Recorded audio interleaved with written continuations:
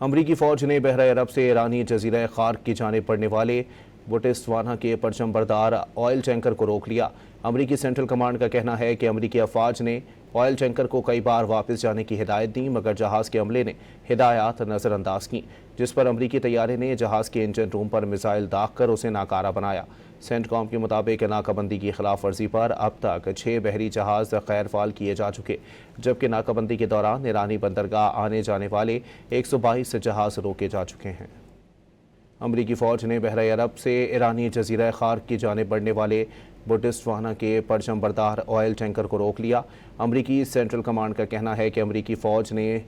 Oil tanker کو کئی بار واپس جانے کی ہدایات دیں، مگر جہاز کے عملے نے ہدایات نظر انداز کیں، جس پر امریکی طیارے نے جہاز کے انجن روم پر میزائل داغ کر اسے ناکارہ بنایا۔ سینٹ کام کے مطابق ناکہ بندی کی خلاف ورزی کرنے پر اب تک 6 بحری جہاز غیر فعال کیے جا چکے ہیں، جبکہ ناکہ بندی کے دوران ایرانی بندرگاہ آنے جانے والے 122 جہاز روکے جا چکے۔